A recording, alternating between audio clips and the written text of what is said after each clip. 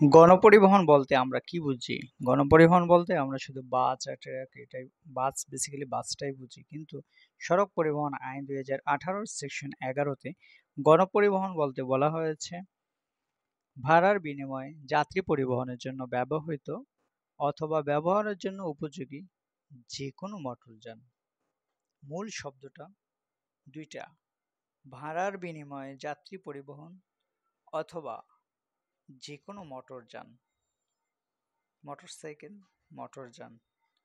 মানে মোটরের মাধ্যমে যাই চলুক সেটা ভাড়ার জন্য যাত্রী পরিবহন কেন্দ্রিক যদি হয় সেক্ষেত্রে সেটা গণপরিবহন।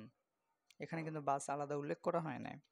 সুতরাং গণপরিবহনে ভাড়ার চার্জ প্রদর্শন ব্যতীত অতিরিক্ত ভাড়া দাবি করা অথবা আদায় করা সড়ক পরিবহন আইন ২০১৮ সেকশন ৮০ অনুযায়ী অনধিক ১ মাস পর্যন্ত কারাদণ্ড অথবা ১০,০০০ টাকা পর্যন্ত জরিমানা অথবা দুইটাই এবং চালকের ১ পয়েন্ট কাটা যাবে।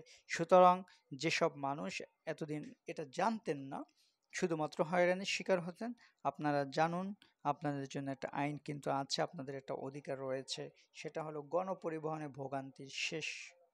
সুতরাং আপনি সতর্ক হন।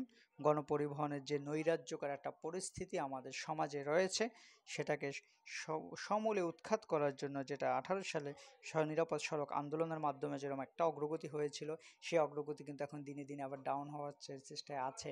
কারণ যারা এটা করে তারা জানে পাবলিক বসে গেছে।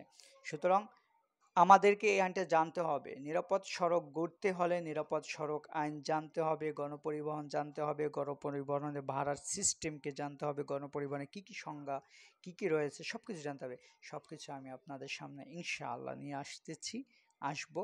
আপনারা শুধু দেখে নেন, আপাতত মুখস্থ করে নেন সেকশন ৮০, যেখানে বলা হয়েছে ভাড়ার চার্জ প্রদর্শন ব্যতীত কোনো ধরনের অতিরিক্ত ভাড়া দাবি করা অথবা আদায় করা ১ মাসের কারাদণ্ড অথবা ১০,০০০ টাকা জরিমানা, চালকের ১ পয়েন্ট কাটা।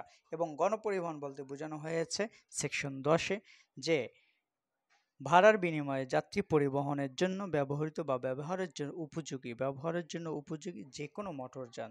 বাস যে শুধুমাত্র গণপরিবহন এমন নয়, যে কোনো মোটরযান সেটা ভাড়ার বিনিময়ে যাত্রী টানলেই সেটা গণপরিবহন। অবশ্যই মনে রাখবেন।